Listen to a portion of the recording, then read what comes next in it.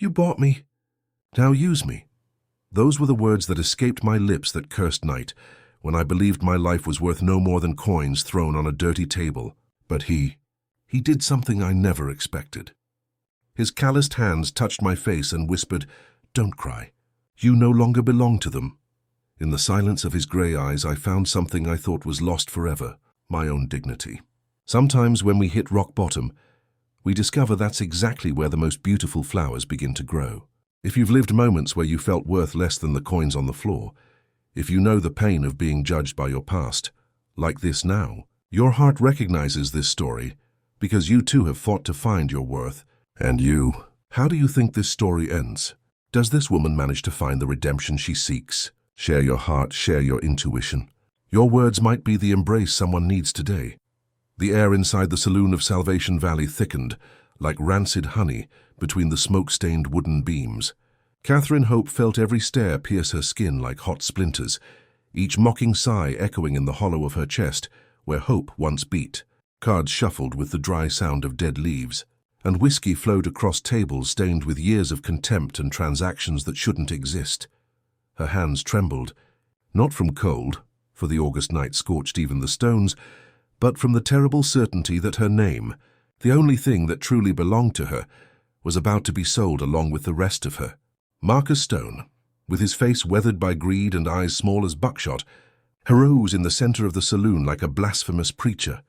"The debt of William Hope," he declared with a hoarse voice that scraped the walls, "will be settled tonight. His daughter is worth enough to cover what he owes." Catherine closed her eyes and felt herself fading, not toward unconsciousness, but toward a deeper place where words couldn't reach her. But when she opened them, she was still there in the middle of that circus of men who measured her as if she were livestock at auction. Her fingers clutched her dead mother's faded shawl, the only piece of tenderness she had left in the world. Then from the shadows at the back of the saloon emerged a figure that cut through the murmur like a silent knife.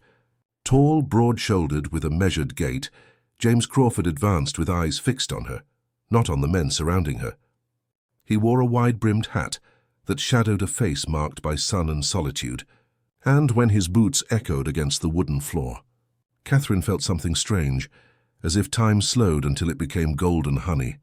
The coins fell on the table with a clink that sounded like a final verdict.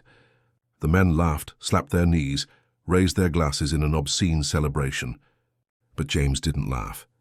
His eyes, a greyish blue like the sky before a storm, remained fixed on hers. Catherine, with her heart dissolving like salt in water, approached him. The words that came from her lips were the same she had heard other women pronounce in similar situations, words she knew were expected of her. "You bought me. Now use me." The saloon exploded in laughter that bounced off her soul like stones thrown into a dry well. But James didn't join the laughter. Instead, he raised his calloused hand, weathered by years of work under the merciless sun, and with a gentleness she had never experienced, wiped away tears that ran down her cheeks, without her even realizing she was crying. "Don't cry," he murmured with a voice that sounded like warm sand. "You no longer belong to them." The night air struck Catherine's face like a slap of freedom when James led her out of the saloon. Behind them, the noise faded until it became a distant murmur, like the buzzing of flies over something that had already begun to decompose. The moon, round and pale as a blind eye, watched them from its throne of stars while James helped her mount his horse. The animal, a chestnut with dark coat and silver manes, moved with the same quietude as its owner. Catherine clung to the saddle, feeling for the first time in years that her feet didn't touch the ground of Salvation Valley, that place that had been her prison since she could remember. James mounted behind her, and when the horse began to walk, Catherine felt the warmth of his body like a protective wall against the darkness surrounding them. They didn't speak during the first miles. The silence between them wasn't empty, but full of something she didn't know how to name, a kind of mutual respect, as if both understood that words for now weren't necessary. The prairie stretched before them like a black sea, dotted with small flowers that gleamed under the moon. The night wind carried the scent of sage and dry earth, so different from the stale air of the saloon that Catherine breathed deeply for the first time in hours. She felt something inside her slowly unknotting. Like a rope that had been tight for so long, she had forgotten how to breathe without pain. When the morning cold began to seep through her ragged dress, James stopped the horse without asking anything. He simply extended his hand toward the saddlebags and extracted a worn wool blanket, but clean and warm. He placed it over her shoulders with the same care he would have taken to cover an injured bird. "It's going to be cold," he said, and they were the first words he had spoken since they left town. His voice sounded hoarse, as if he hadn't used it for tender conversations in a long time. Catherine pulled the blanket to cover her bare arms and felt something she hadn't felt in years: gratitude. Not the forced gratitude she had to show when someone gave her their leftover food or allowed her to sleep in a corner, but something deeper and real. Gratitude for being treated as if she were human. "Thank you," she whispered, and the word was lost in the wind, but James heard it. She knew because she felt him nod behind her. A barely perceptible movement that somehow reached her heart.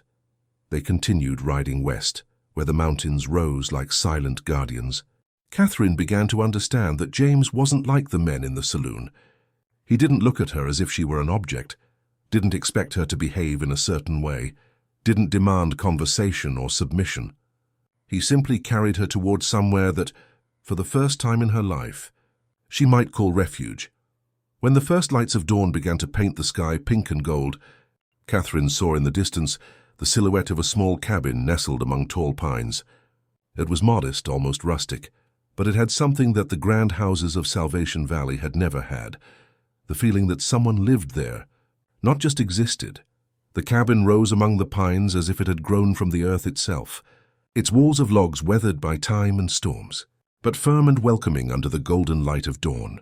Catherine descended from the horse with trembling legs, not from fear, but from something like relief, and observed the place that, without knowing it yet, would become the first true home of her life. James led her toward the solid wooden door, marked by years of use but carefully maintained. When he opened it, an aroma of fresh pine and dry wood flooded Catherine's senses, so different from the smells of rancid alcohol and desperation she had breathed for so many years. The interior was simple: a wooden table polished by use, 2 chairs that didn't match but looked comfortable, a stone fireplace that dominated one wall, giant shelves with books that showed signs of affection from someone who actually read them. "It's small," said James, removing his hat and hanging it on a nail by the door. His hands moved with the naturalness of someone who knew every corner of his space. "But it's mine." Catherine walked slowly through the room, touching surfaces that weren't sticky from spilled whiskey or marked by angry fists. Everything was clean ordered, but not obsessively so. It was the order of someone who respected the little they had. "Do you live alone?" she asked, and then felt foolish for the obviousness of the question. James nodded as he lit the fireplace with efficient movements. "For 5 years, since I bought this place." The flames came to life, projecting dancing shadows on the wooden walls. "Are you hungry?" She hadn't eaten anything since the previous morning, but the knot in her stomach wasn't from hunger, but from nerves. Still, she nodded. James went to what seemed to be a small kitchen and returned with bread that smelled like home and a jar of golden honey.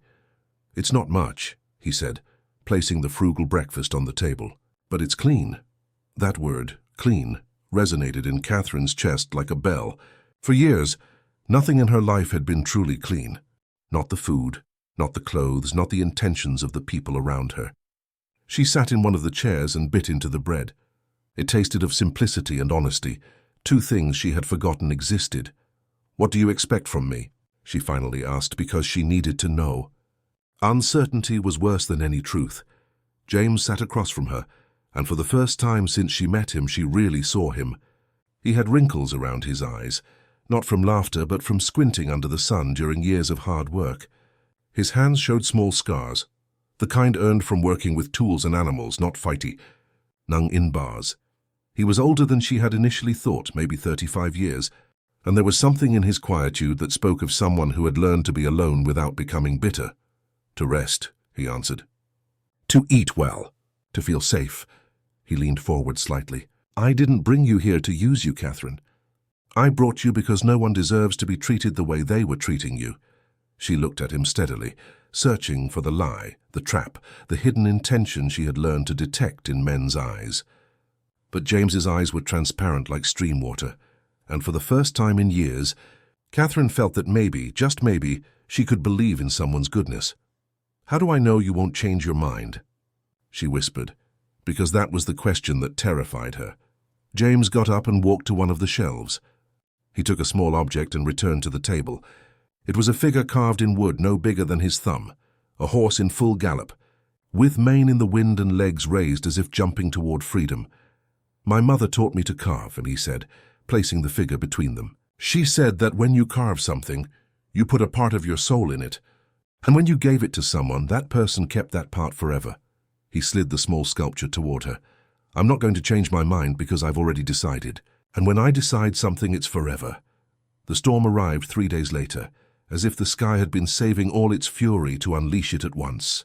Catherine had spent those days moving through the cabin like a courteous ghost, helping with household chores, learning the rhythms of a life she didn't know. The comfortable silence of mornings, shared work without words, simple meals that tasted of peace. But when the first drops began to pound the cabin's roof like impatient fingers, something inside her contracted with terror. It wasn't fear of getting wet or of the darkness the clouds brought. It was something more primitive and deep, a panic that rose from her stomach to her throat like cold water. James was repairing a harness by the fireplace when the first thunder roared over their heads. Catherine, who had been sweeping near the window, dropped to the floor as if she had been pushed. The broom rolled from her trembling hands, and her breathing became short and choppy. "Catherine," James's voice was soft but firm. He didn't approach immediately, but stayed where he was, giving her space. "What's wrong?" She couldn't answer. Memories crowded in her mind like rats fleeing a burning barn. Her father drunk during storms, screaming that the noise was her fault, that she brought bad luck to the family. The nights locked in the damp basement, while thunder shook the house and he got drunk senseless upstairs. Fear had become so familiar that her body reacted before her mind. I can't breathe," she managed to whisper between gasps. This time James did approach. He knelt in front of her but didn't touch her. Instead, he placed his hands on his own knees and began to breathe slowly and deliberately, as if showing her how it was done. "Look at my hands," he said with a deep, calm voice. "Breathe with me, in and out." Catherine struggled to focus her blurred vision on James's hands. They were honest hands, marked by work but gentle in their stillness. She followed the rhythm of his breathing like a rope thrown into a deep well. Another thunder shook the cabin, and she cringed again. "This cabin," said James without stopping his measured breathing, "I built it myself 5 years ago. Every beam, every nail, every stone of that fireplace. It's weathered at least 20 storms like this, some worse." His voice had something hypnotic, like the murmur of a stream. "Do you know why it's still standing?" Catherine shook her head, still trembling but breathing more controlled. "Because it's made to resist. Just like you." He leaned slightly toward her.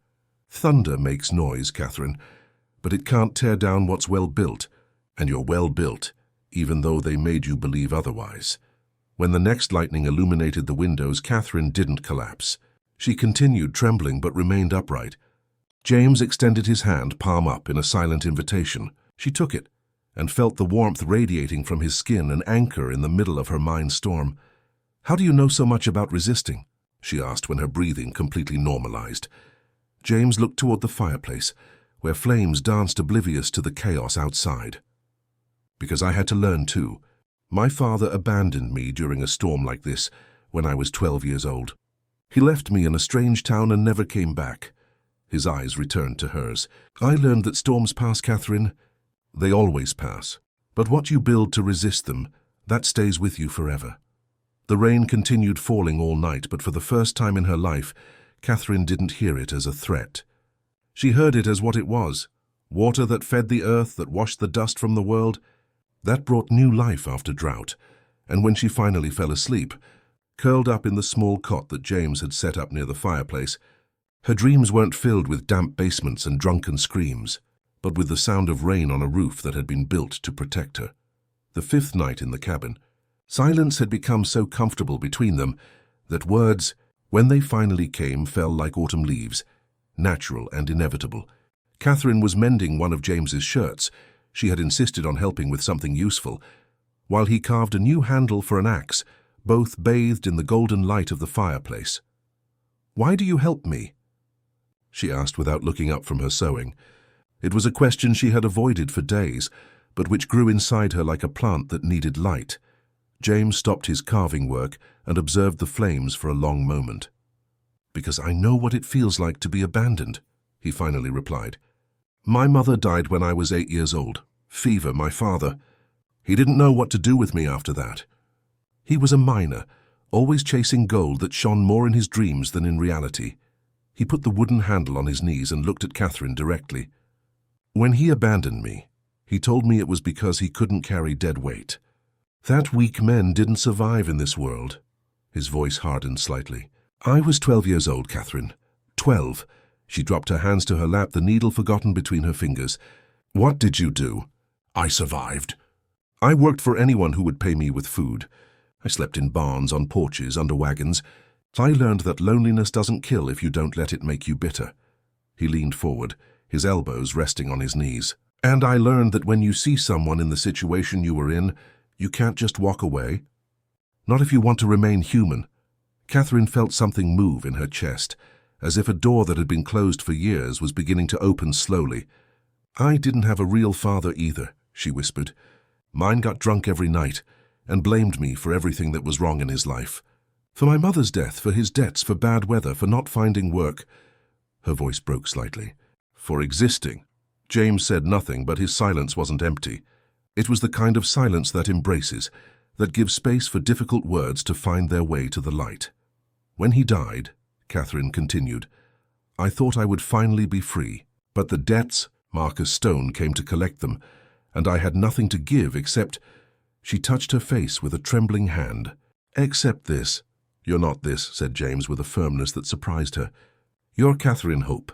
You're someone who can sew better than any town tailor I've known, who makes the best bread I've tasted in years, who finds ways to make this cabin feel more like a home every day."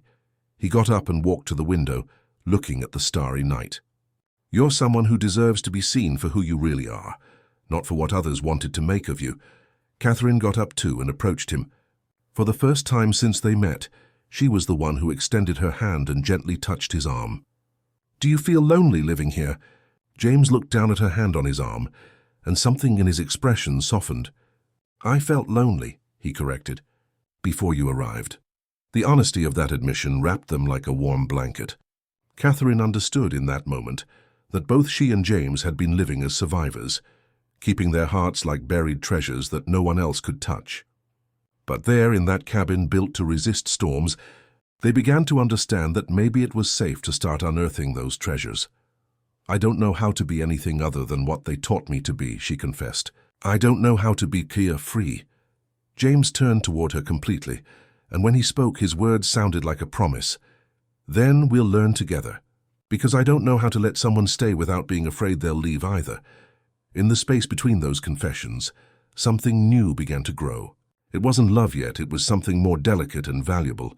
It was trust. And for the first time in their lives, both Catherine and James felt that maybe they wouldn't have to face the world alone forever. The seventh day of peace shattered like glass again. Nest Stone when Marcus Stone appeared on the horizon, riding at the front of 3 men Catherine recognized from the saloon.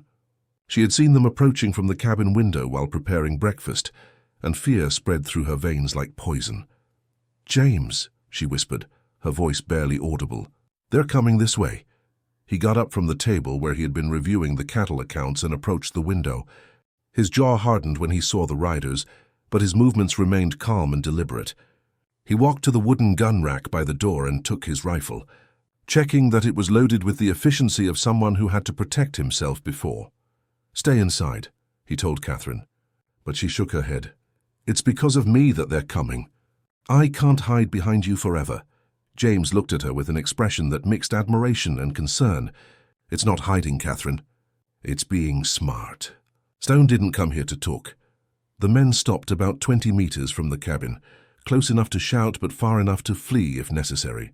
Marcus Stone, with his reddish face and prominent belly, dismounted from his horse with the arrogance of someone accustomed to getting what he wants.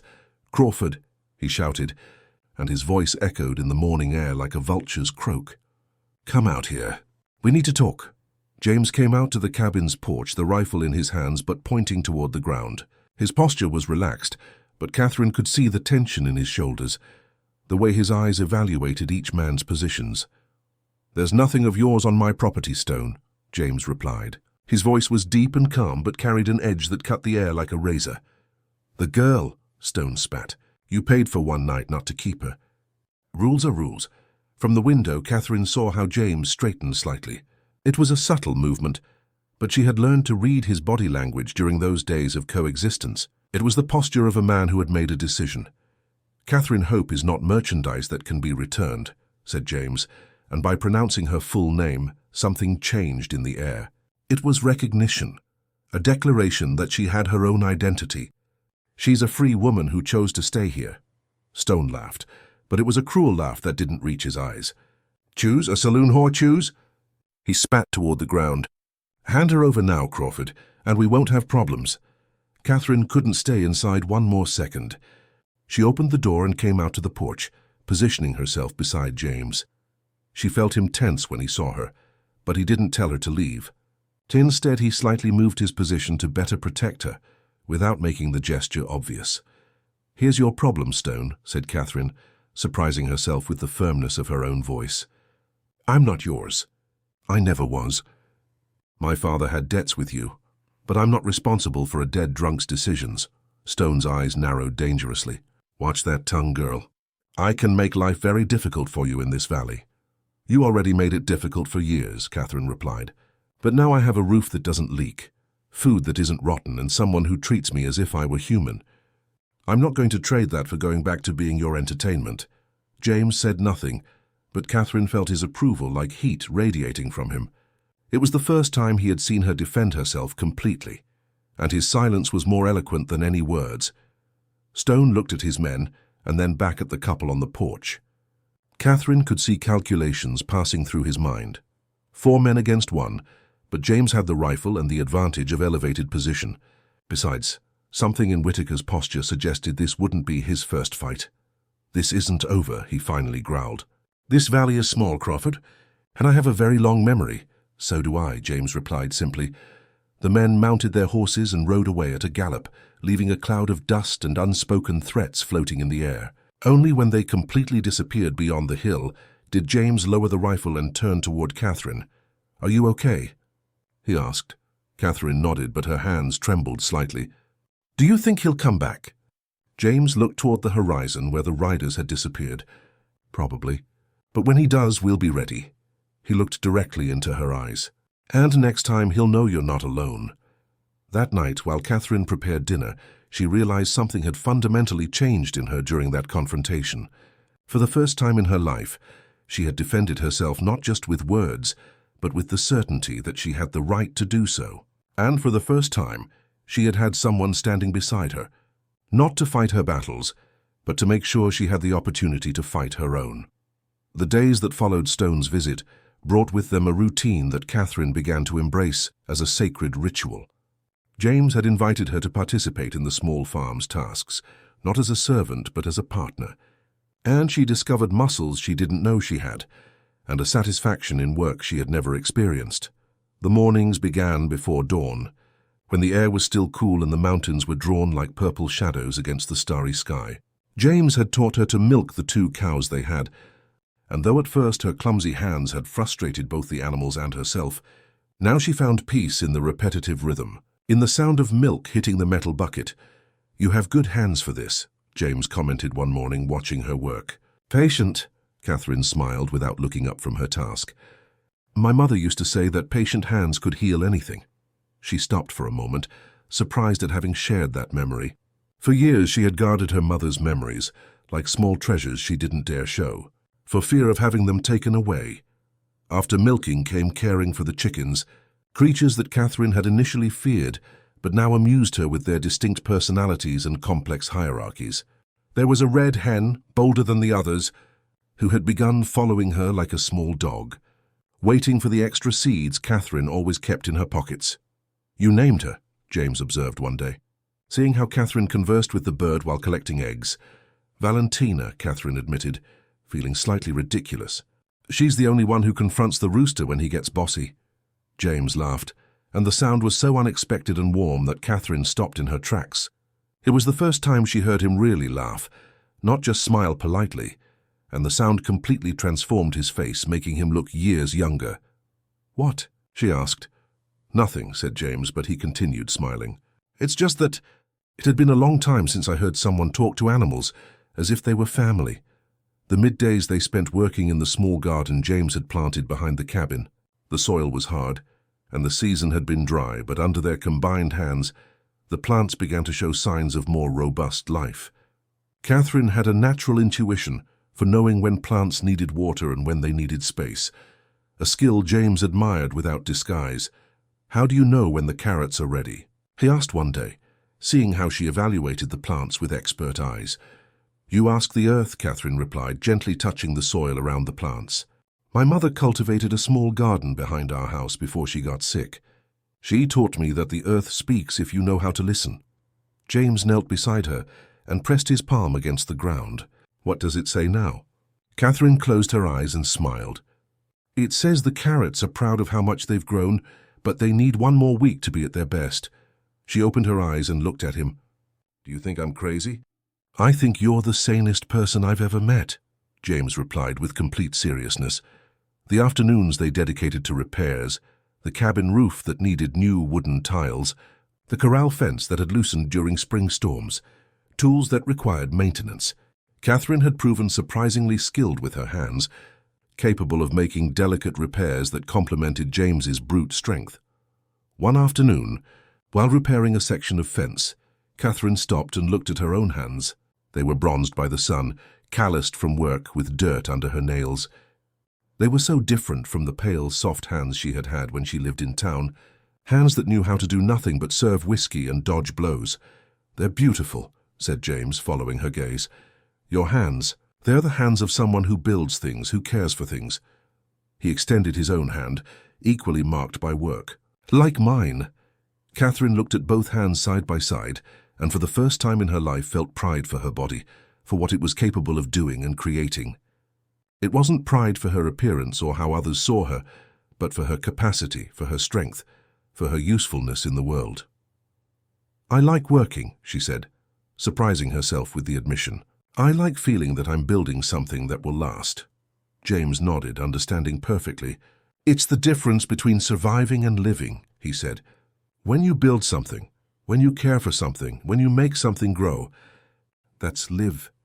That night, while they ate the stew they had prepared together using vegetables from their garden and milk from their cows, Catherine realized that for the first time in her life, she felt useful.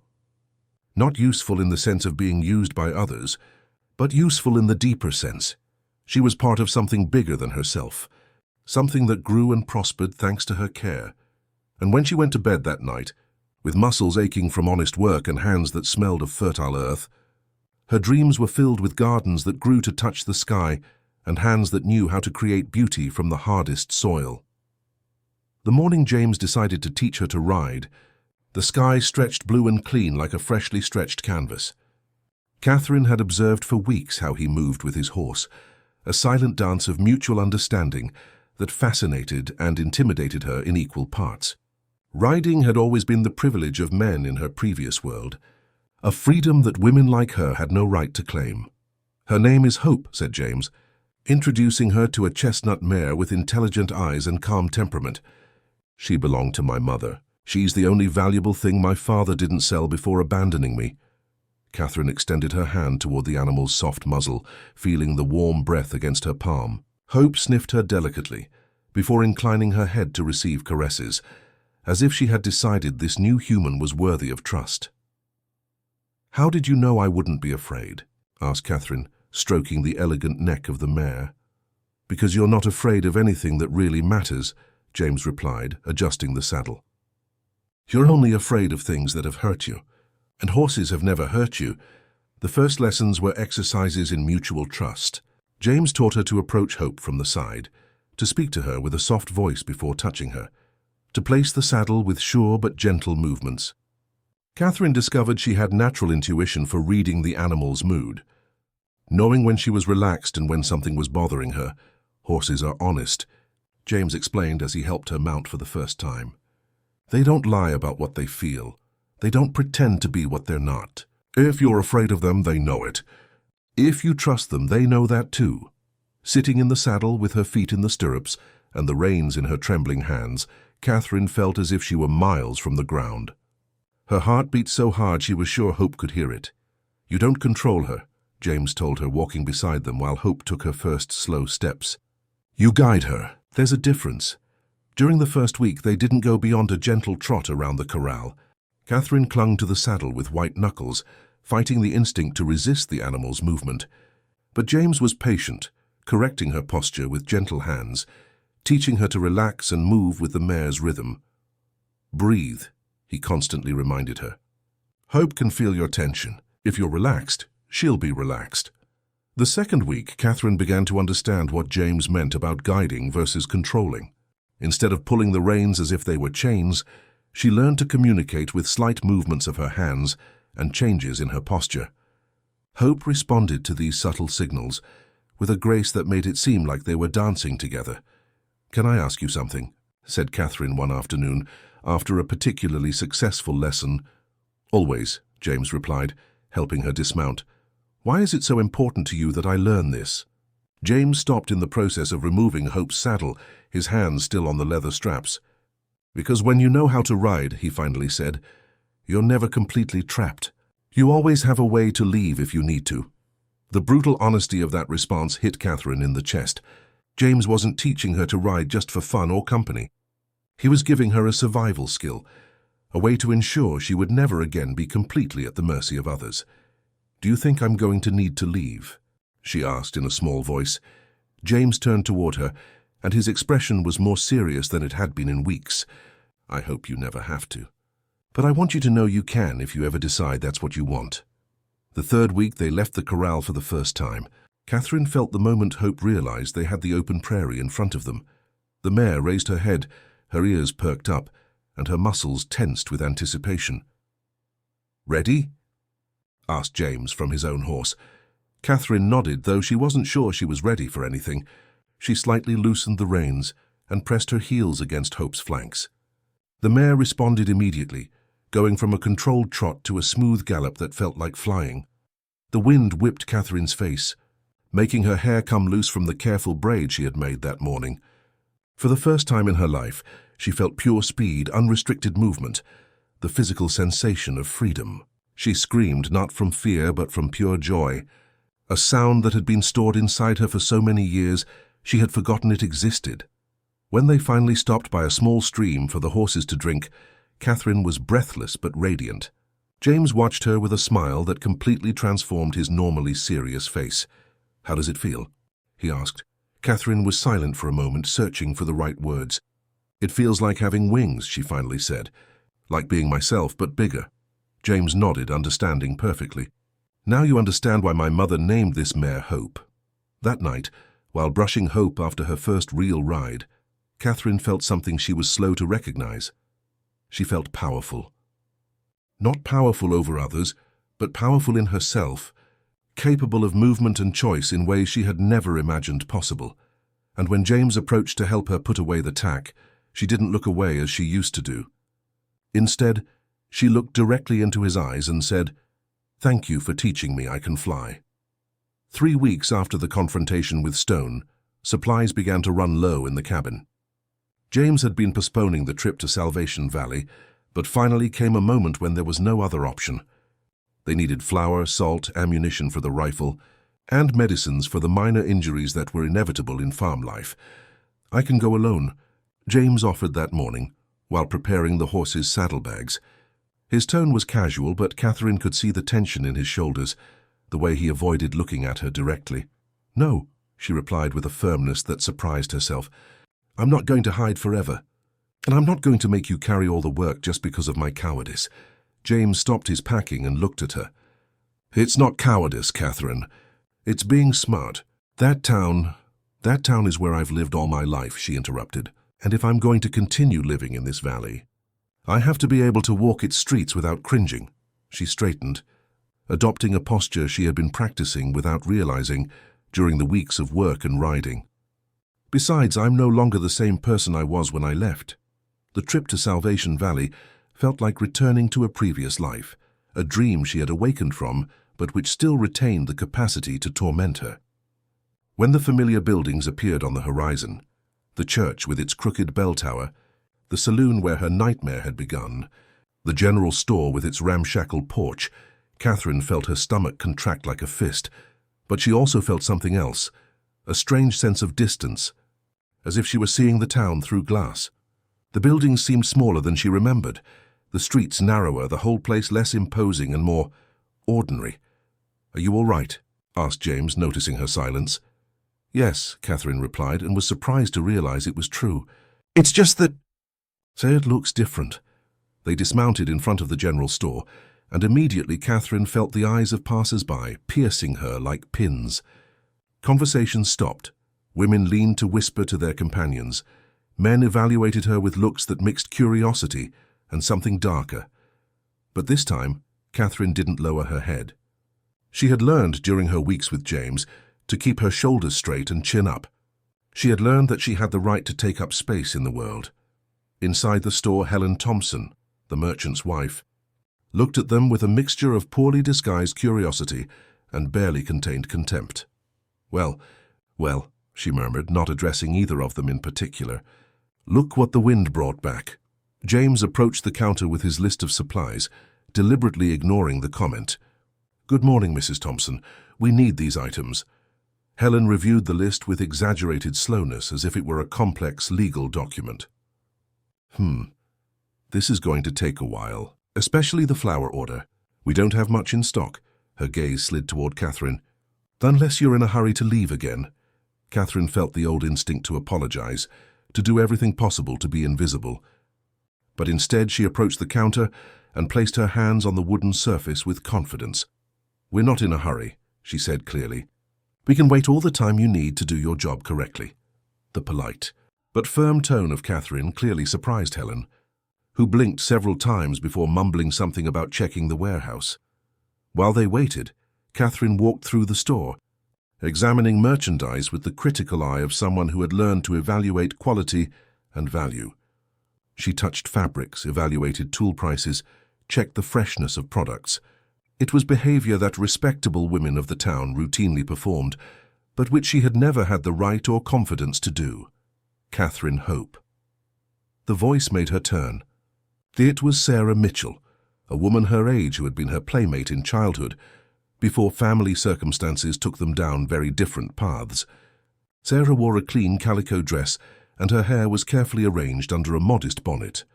"Sarah," Catherine replied, preparing for the contempt or condescension she expected. But instead, Sarah looked at her with something that seemed like genuine curiosity. "You look different," she finally said. Catherine looked at herself. Her simple but clean dress, her upright posture, her hands bronzed by outdoor work. "I feel different. Is it true what they say? That you live with Mr. Crawford on his farm?" The question carried the weight of all the implications the town had been whispering for weeks. Catherine could have denied it, could have explained, could have tried to make it sound more respectable than it was. Instead, she decided to be honest. "It's true. I work on his farm, help with the animals and the garden. I have a roof over my head, clean food, and honest work to do." She looked Sarah directly in the eyes. "It's more than I ever had in this town." Sarah nodded slowly, and Catherine was surprised to see something like envy in her expression. "It must be nice," she said quietly, "to have work that matters." Before Catherine could respond, Marcus Stone's voice cut the air like a rusty knife. Well, little Catherine has decided to bless us with her presence." Marcus Stone stood in the doorway of the general store like an approaching storm, his small pig eyes fixed on Catherine with a mixture of anger and something more dangerous, unresolved humiliation. Behind him, two of the men who had accompanied him to the cabin flanked the entrance, effectively blocking any easy exit. The silence inside the store became thick as molasses. Helen Thompson had frozen behind the counter, clearly delighting in the drama unfolding in her establishment. Sarah Mitchell had instinctively moved toward the shadows, remembering her place in the town's social hierarchy, but Catherine didn't move. "Mr. Stone," she said with a calm voice, and the simple fact of using his title as if she were his equal clearly irritated him. "Mr. Stone," he repeated sarcastically. "Listen to that, boys. Now that she's living in sin with Crawford, She thinks she's a lady." His voice rose so everyone in the store could hear him clearly. "But a pig is still a pig, even if you wash it and put perfume on it." James moved from where he had been reviewing supplies, subtly positioning himself beside Catherine. He said nothing, but his presence was like a silent shield.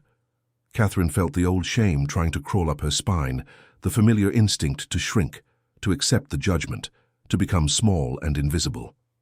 But alongside that familiar sensation, she felt something new, a flame of indignation that had been growing during weeks of being treated with dignity and respect. "My name," she said clearly, "is Catherine Hope. Your name," Stone spat, "is whatever I say it is. And you've always been a—" "My name," Catherine interrupted, raising her voice above his, "is Catherine Hope. And I will not allow you or anyone in this town to call me something different." A murmur ran through the small crowd that had gathered, drawn to conflict like flies to honey. Catherine could see familiar faces pressing against windows, neighbors who had been silent witnesses to years of humiliation and who now watched something they had never seen before. The victim fighting back. "Who do you think you are?" Stone roared, his face reddening. "Do you think because Crawford bought you like a cheap whore, you're someone special now?" "I think," said Catherine, and each word rang clear as a bell, "that I am a woman who works honestly for her living, who cares for animals, who grows food, who builds things with her hands." She looked around the store, making eye contact with each person present. "How many of you can say the same?" The silence that followed was different from the previous one. This wasn't the silence of expectation, but of surprise. Catherine Hope, the woman who had been bought and sold like livestock, was defending herself with a dignity none of them had expected. "I work on a farm," she continued, her voice gaining strength. "I get up before dawn to milk cows, collect eggs, grow vegetables, repair fences." She extended her hands, showing the calluses and marks of honest work. "These hands build things, care for things, create things. What do yours build, Mr. Stone?" Stone looked at his own hands, soft and well cared for, the hands of a man who lived off the work and debts of others. For the first time since he had entered the store, he didn't have an immediate answer. James cleared his throat softly. "Catherine," he said, and his voice carried a note of pride that made something swell in her chest. "You don't need to justify yourself to anyone." But Catherine shook her head. "Yes, I do. I've lived my whole life allowing others to speak for me, to decide what I'm worth, to tell me who I am." She turned toward Stone. "But not anymore. You're nobody," Stone hissed, but his voice had lost some of its strength. "You're the daughter of a drunken debtor, and you always will be." "I am the daughter of William Hope," Catherine admitted. "A man who made mistakes, who drank too much, who died leaving debts. But his mistakes are not my mistakes. His debts are not my debts, and his life does not define mine." She straightened completely, adopting the posture she had learned riding horseback, the posture of someone who knew how to maintain balance even when the world moved beneath her. "I am Catherine Hope," she declared, and her voice resonated in every corner of the store. "I am a free woman who chooses where she lives, how she works, and with whom she shares her life. And if that bothers you, that's your problem, not mine." Helen Thompson, who had been watching from behind the counter as if she were watching a play, finally found her voice. "Well," she murmured, "I never thought I'd see the day."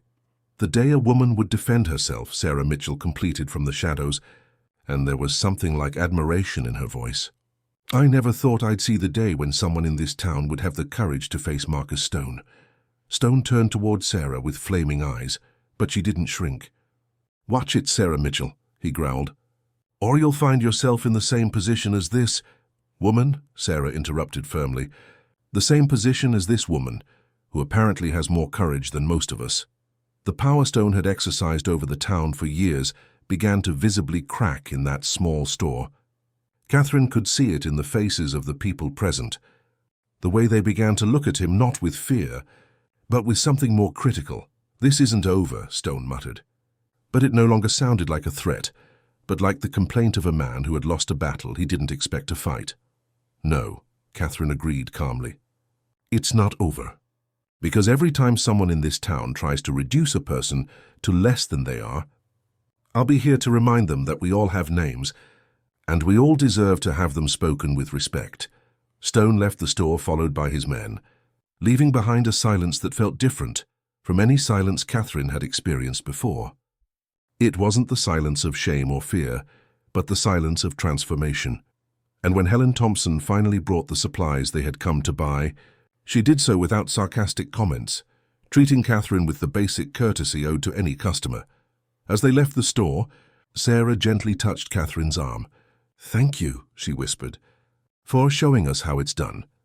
The weeks that followed the confrontation in town brought a subtle but profound change to life on the farm. Catherine moved through her daily tasks with new confidence, as if she had found a part of herself that had been buried for years. James watched her work, noticing how she now lifted her chin when she spoke, how her hands moved with decided purpose, how her laughter came more easily and sounded freer. The garden had become the clearest reflection of this transformation. What had begun as orderly rows of practical vegetables had expanded under Catherine's hands toward something that could almost be called art. She had persuaded James to plant wildflowers among the vegetables, creating a mosaic of colors that attracted butterflies and bees, transforming the utilitarian space into something that fed not only the body but the soul. "Where do you get these ideas?" asked James one afternoon, watching her transplant small yellow daisies to create a natural border around the tomatoes. Catherine stopped, her hands still covered with rich, moist earth. "My mother had a garden," she said slowly, as if she were unraveling a carefully guarded memory. "Small bit. In our house.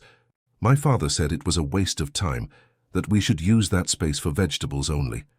But she planted flowers anyway when he wasn't looking." She sat back on her heels, looking toward the mountains that rose beyond their small, created paradise.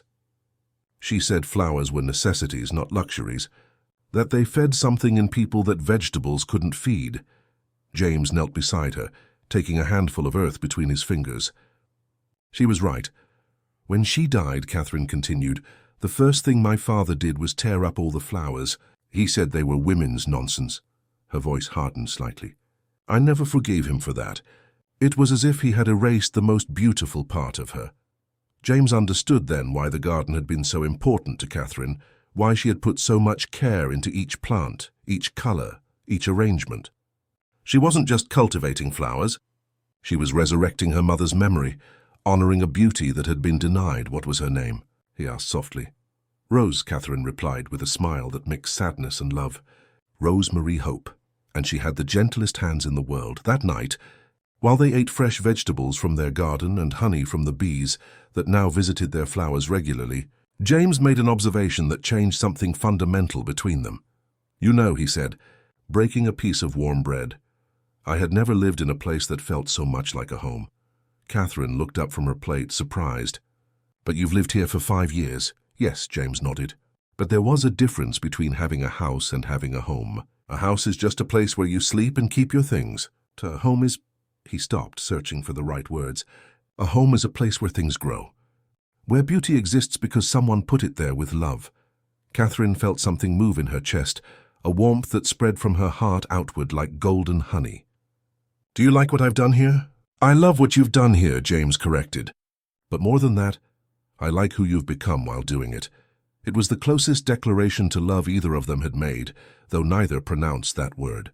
But it hung in the air between them, like the scent of roses Catherine had planted by the kitchen window. The days lengthened toward summer, and with them came unexpected visitors.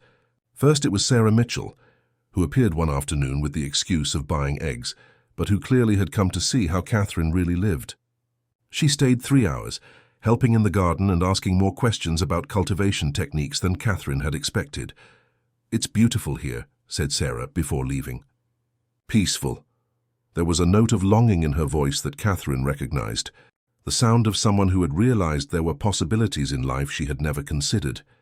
Then came Helen Thompson with her teenage daughter, supposedly to discuss a special order of vegetables for the store.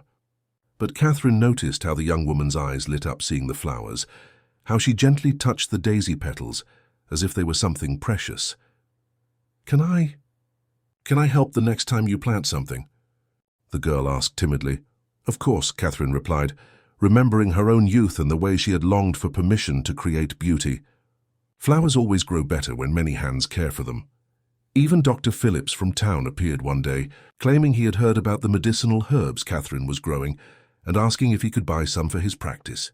But Catherine saw him observing the entire garden with appreciative eyes, and understood he had come for the same reason as the others, to see that it was possible to create something beautiful in the world, even after starting with very little.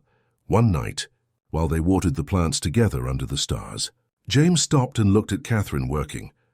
The full moon bathed her in silver light, and there was something in her movement, in the way she moved among her plants, as if they were beloved daughters, that made him understand something fundamental. "Catherine," he said, and there was something in his voice that made her stop and look at him. "Yes, I think I've fallen in love with you." The words hung in the night air like newborn stars.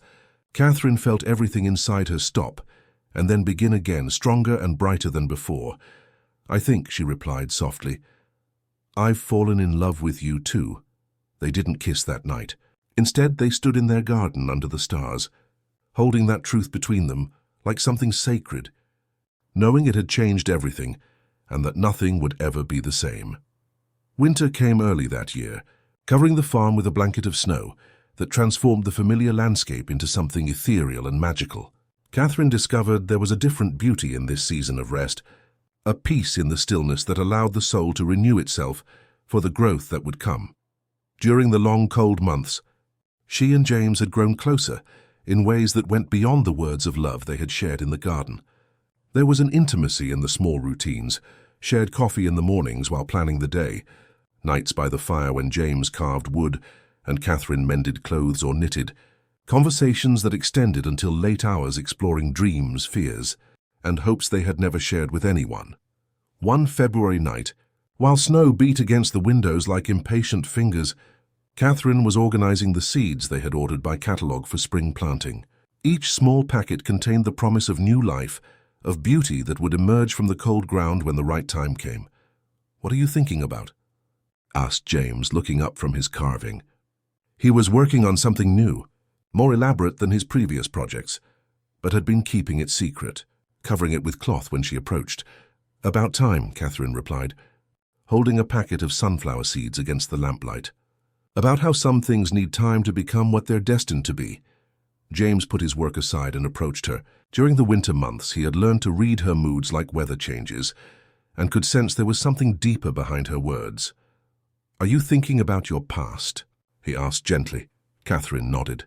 "About the woman I was when I arrived here, and the woman I am now." She looked up at him. "Sometimes I wonder if the person I was before really existed, or if she was just sleeping, waiting for the right moment to awaken." James took one of the seeds from her hand and examined it. "This seed," he said, "contains everything it needs to become a giant sunflower.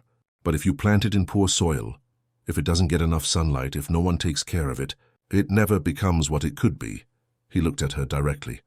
"That doesn't mean the capacity wasn't there from the beginning. Do you think people are like seeds?" "I think people are exactly like seeds," James replied with conviction. "They just need the right soil to grow." That conversation stayed with Catherine during the last weeks of winter. She began to understand that her transformation hadn't been a magical metamorphosis, but the natural flowering of capacities that had always been within her, waiting for the right conditions to emerge. When March arrived, and the first green shoots began to appear in her garden, Catherine felt something similar happening within her. A new energy, a sense of anticipation she hadn't experienced since childhood. It was as if she were seeing the world with completely new eyes. "James," she said one morning while they prepared the soil for spring planting, "can we talk about something important?" He stopped his work and looked at her with complete attention, something he had learned to do during their time together. "Of course." Catherine took a deep breath, trying to find words for something that had been growing in her mind for weeks. "I've been thinking about the future," she began, "about what I want to build here, about who I want to be, and I think I want to be your wife." The words came out more direct than she had planned, but they felt right. For months, they had been living as partners in everything except name, building a life together with the naturalness of two people who had found exactly where they belonged. James looked at her for a long moment, and Catherine could see complex emotions crossing his face: surprise, joy, and something that looked like deep relief. "Catherine," he finally said, There's nothing in the world I'd want more." They kissed then for the first time, there in the middle of their garden, with hands covered in earth and the spring sun warming their faces. It was a kiss that tasted of new beginnings, of fulfilled promises, of love that had grown slowly and naturally, like the best plants in their garden. When they separated, James walked to the barn and returned with the object he had been carving all winter. It was a small box, elaborately decorated with vines and flowers that intertwined around its sides. He opened it to reveal a simple ring, carved from light wood and polished to shine like satin. "I made it from a tree my mother planted," he said, taking her hand. "I thought that, if I ever dared to ask you, I wanted it to be something that connected your future with the roots of true love." Catherine extended her left hand, and when James slipped the wooden ring onto her finger, she felt as if she were completing a circle that had begun long ago, perhaps even before she met him. The ring fit perfectly, as if it had been made specifically for her. "Yes," she said, though he hadn't asked a formal question. "Yes to everything. To building this life with you, to being your wife, to planting gardens and raising animals and facing whatever comes together." That night, while they planned their simple wedding at the town church, Catherine realized that for the first time in her life, she was thinking about the future not with fear, but with anticipation. She had found not only someone who loved her, but someone who saw in her the same infinite possibilities she had learned to see in the seeds she planted each spring. And when she fell asleep that night, with the wooden ring on her finger and plans for her new life dancing in her mind, her dreams were filled with gardens that stretched to the horizon, all blooming under a golden sun that never set. The wedding date was set for the first Sunday in May, when the fruit trees would be in full bloom, and Catherine's garden would display its first bright colors of the season. The news spread through Salvation Valley with the speed of prairie wind, carrying with it a mixture of surprise, speculation, and, to Catherine's surprise, a considerable amount of genuine support. Sarah Mitchell was the first to offer help, appearing at the farm with a box full of vintage lace and white fabric. "It was my grandmother's," she explained, spreading a beautiful wedding shawl over the kitchen table. "I never had occasion to use it, and, well, I think it would look perfect on you." Helen Thompson arrived the next day with her daughter, offering to make a wedding cake. "It's the least I can do," she said, and there was something in her voice that suggested she was trying to make amends for years of silent judgments. Even Dr. Phillips stopped by to offer his services as a witness, if they needed one. "It's good to see that true love exists," he commented, observing how James and Catherine moved around each other with a natural synchronization that spoke of deep understanding. But not everyone in town was celebrating.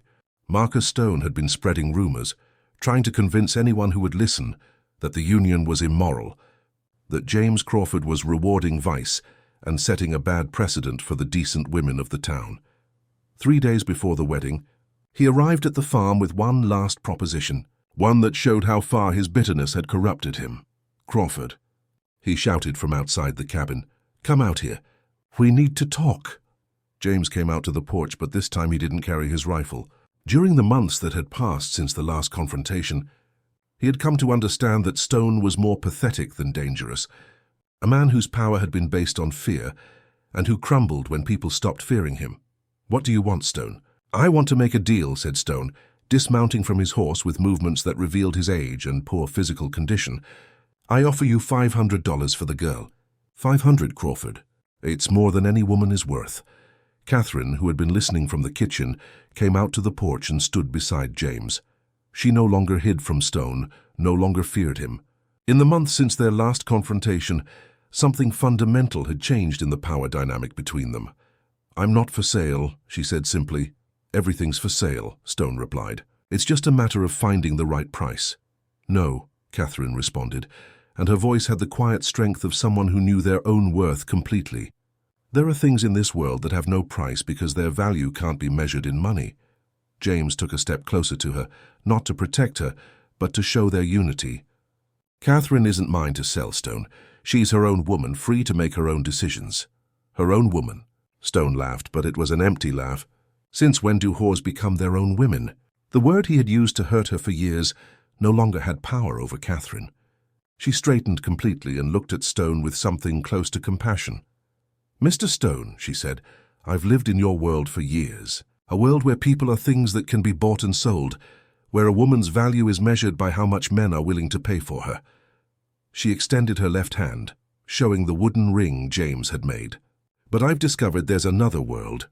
A world where people choose each other, where value comes from honest work and real love. She took a step toward him without fear.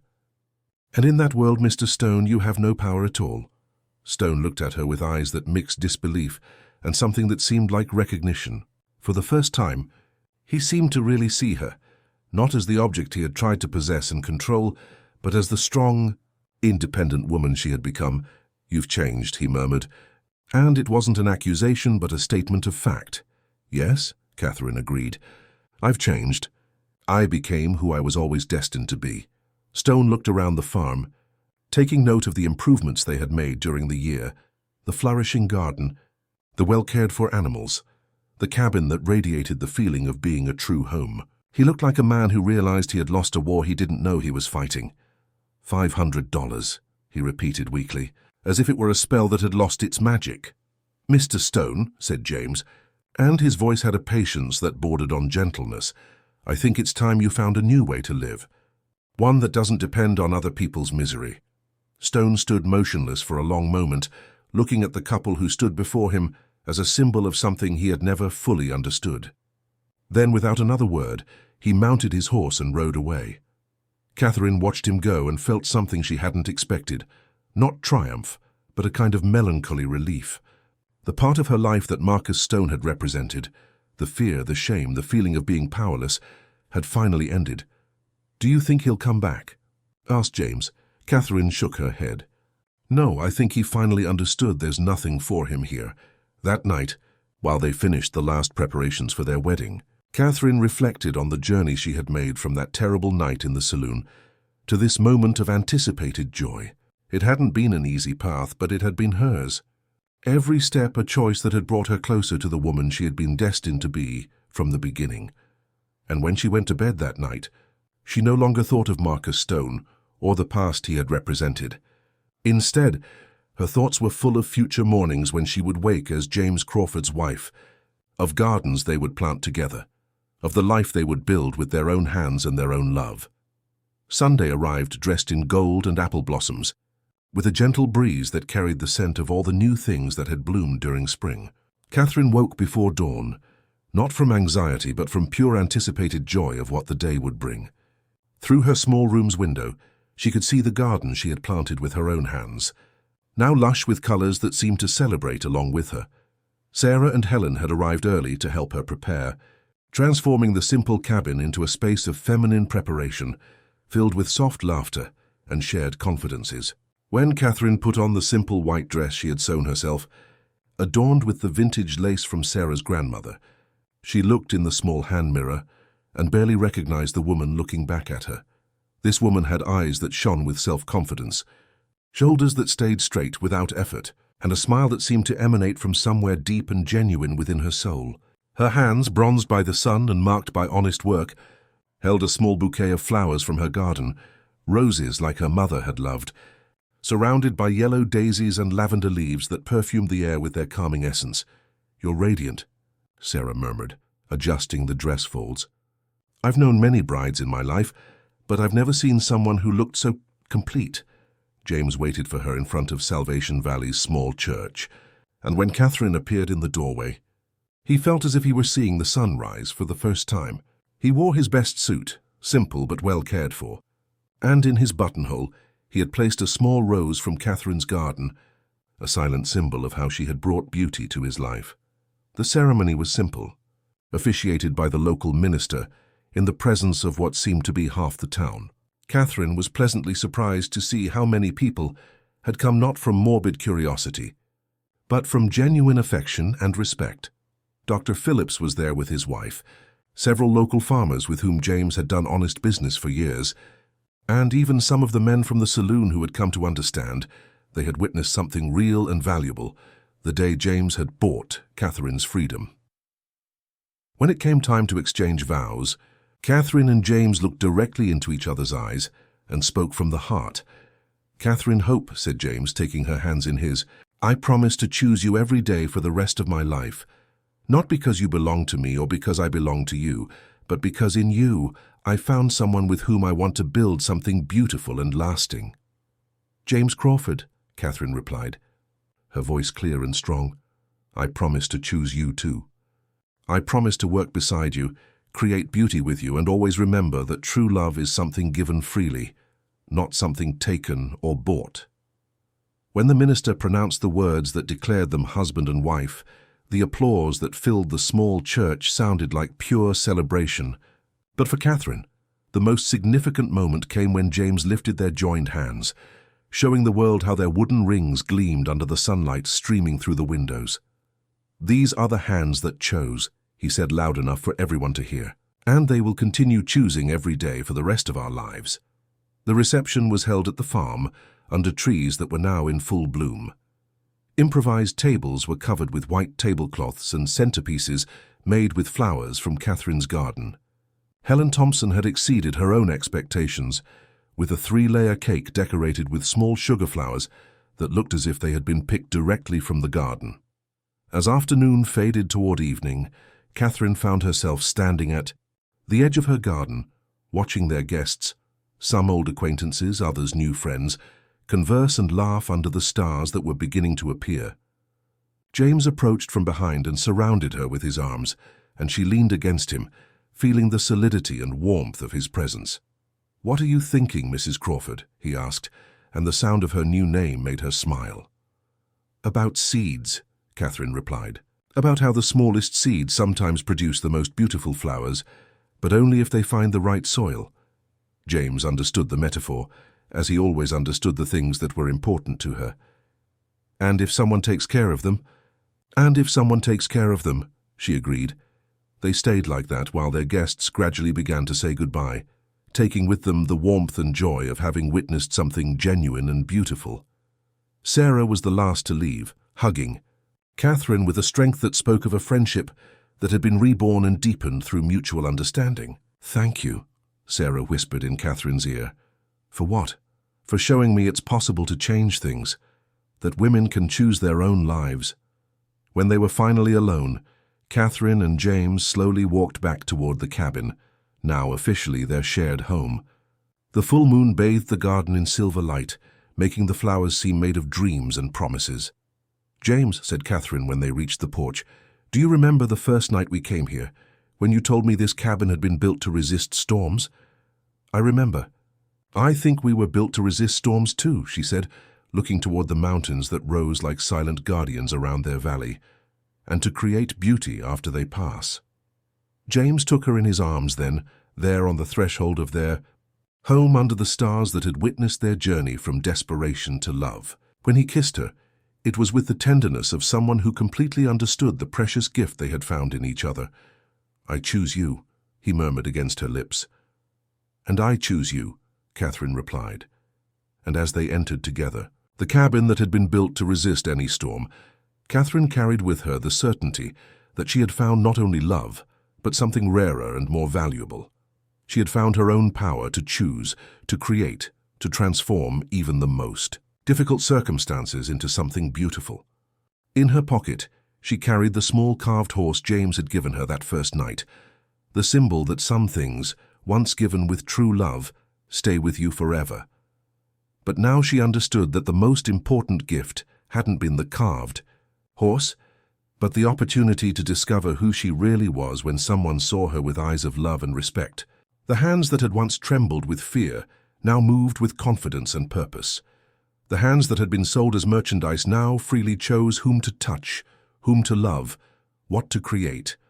They were the hands of a woman who had learned that her value didn't come from what others were willing to pay for her, but from what she herself decided to build with her life. And as the moon continued its journey across the night sky, casting silver shadows over the garden she had planted with love and care, Catherine Hope Crawford fell asleep in her chosen husband's arms, knowing she had finally found the place where she belonged, not as someone else's possession, but as the owner of her own destiny, creator of her own beauty, author of her own story of redemption.